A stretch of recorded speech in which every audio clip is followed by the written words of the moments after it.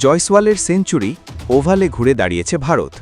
প্রথম ইনিংসে দুই দলই ছিল সমানে সমান। ভারত অল আউট হয়েছিল 224 রানে, ইংল্যান্ড অল আউট হল 247 রানে। মাত্র 23 রানের লিড নিতে পেরেছিল স্বাগতিক ইংল্যান্ড।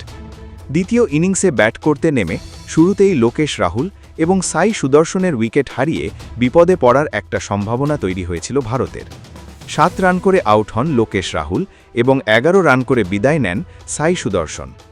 70 রানে 2 উইকেট হারানোর পর জুটি বাঁধেন আরেক ওপেনার যশস্বী জয়সওয়াল ও মিডল অর্ডারের আকাশদীপ। 107 রানের অবদ্ধ জুটি গড়েন তারা দুজন। 42.1 ওভারে 177 রানের মাথায় আউট হন আকাশদীপ। 94 বলে 66 রান করে আউট হন তিনি।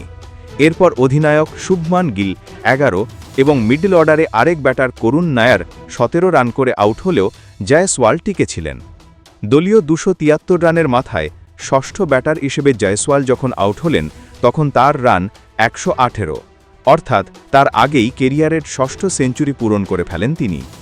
বার্মিংহ্যাম, লর্ডস ও ম্যানচেস্টার টেস্টে সেঞ্চুরির দেখা না পাওয়ায় সমালোচনার শিকার হচ্ছিলেন তিনি। এমনকি ওভাল টেস্টের প্রথম ইনিংসেও আউট হন তিনি 2 রান করে। অবশেষে সমালোচকদের মুখ বন্ধ করে দারুণ এক সেঞ্চুরি করেন জয়সওয়াল। শেষ পর্যন্ত 164 রানে 118 রান করে আউট হন তিনি। এ রিপোর্ট লেখার সময় ভারতের রান 68.3 ওভারে 6 উইকেট হারিয়ে 282 রান। 24 রানে রবীন্দ্র জাদেজা এবং 5 রানে ব্যাট করছেন ধ্রুব জুরেল। 259 রানের লিড দাঁড়িয়েছে ভারতের। গাস অ্যাটকিনসন 3টি এবং জস টাং 2টি করে উইকেট নেন।